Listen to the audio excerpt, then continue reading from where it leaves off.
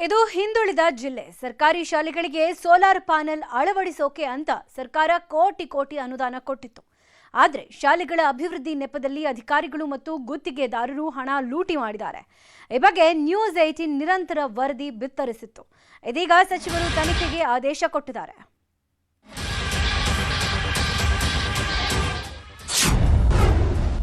ಸರ್ಕಾರಿ ಶಾಲೆಗಳ solar panel ಗೋಲ್ಮಾಲ್.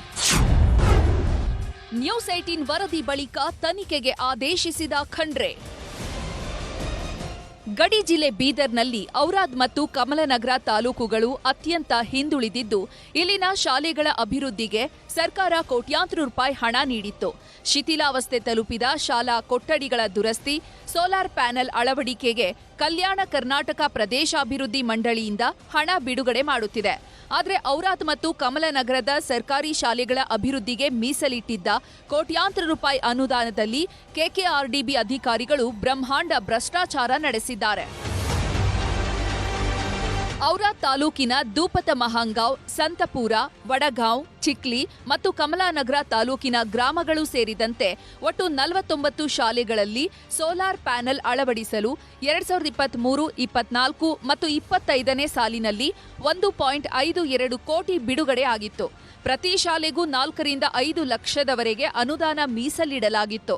ಆದರೆ ಕೇವಲ ಬೆರಳೆಣಿಕೆಯಷ್ಟು ಶಾಲೆಗಳಲ್ಲಿ ಮಾತ್ರ ಸೋಲಾರ್ ಪ್ಯಾನೆಲ್ ಅಳವಡಿಸಲಾಗಿದ್ದು, ಉಳಿದ ಶಾಲೆಗಳಲ್ಲಿ ಕಾಮಗಾರಿಯನ್ನೇ ನಡೆಸದೆ ಹಣ ಲೂಟಿ ಮಾಡಿದ್ದಾರೆ.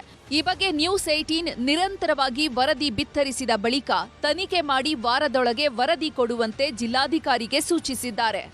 ಸೋಲಾರ್ ಆಗಲಿ ಮತ್ತೊಂದಾಗಲಿ ಕೂಡಿಸುವುದರಲ್ಲಿ ಸರಿಯಾಗಿ ಆಗಿಲ್ಲ ಅನ್ನುವಂಥದ್ದು ಒಂದು ದೂರು ಬಂದಿದೆ. ನನ್ನ ಗಮನಕ್ಕೆ ಮಾಧ್ಯಮದಲ್ಲಿ ನೋಡಿದ್ದೇನೆ.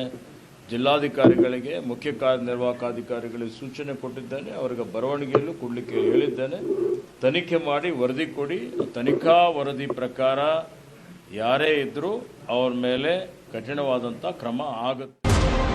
ಕೆಆರ್ಐಡಿಎಲ್ ಅಧಿಕಾರಿಗಳು ಮತ್ತು ಗುತ್ತಿಗೆದಾರರು ಕೈಜೋಡಿಸಿ 2025ರ ಫೆಬ್ರವರಿ ತಿಂಗಳಿನಲ್ಲೇ ಕಾಮಗಾರಿ ಮುಕ್ತಾಯವಾಗಿದೆ ಅಂತ ಸುಳ್ಳು ದಾಖಲೆ ಸೃಷ್ಟಿಸಿ ಹಣ ಲಪಟಾಯಿಸಿದ್ದಾರೆ ಎನ್ನಲಾಗಿದೆ.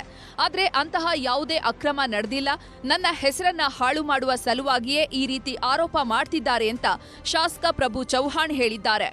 ಅಧಿಕಾರಿ ಜೊತೆ ಮಾತಾಡ್ರಿ, ನನಗೆ ಕೇಳಿ, ನಮ್ಮ ಜೊತೆ ಮಾತಾಡ್ರಿ.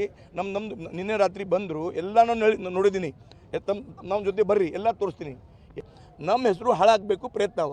ಕೇವಲ ಪ್ರಭು ಚೌಹಾಣ್ ಹೆಸರು ಹಾಳಾಗಬೇಕು ಈ ಪ್ರಯತ್ನ ಅವ. ಬಡ ಮಕ್ಕಳ ಶಾಲೆಗಳನ್ನ ಬೆಳಗಿಸುವ ಉದ್ದೇಶದಿಂದ ಸೋಲಾರ್ ಪ್ಯಾನೆಲ್ ಯೋಜನೆಯನ್ನ ಕೊಟ್ರೆ ಅಧಿಕಾರಿಗಳ ಜೇಬು ಭರ್ತಿ ಮಾಡ್ಕೊಂಡ್ರ ಅನ್ನೋ ಬಗ್ಗೆ ತನಿಖೆ ಬಳಿಕ ಉತ್ತರ ಸಿಗಬೇಕಿದೆ. ದುರಗಪ್ಪ ಹೊಸಮನಿ, ನ್ಯೂಸ್ 18 ಬೀದರ್.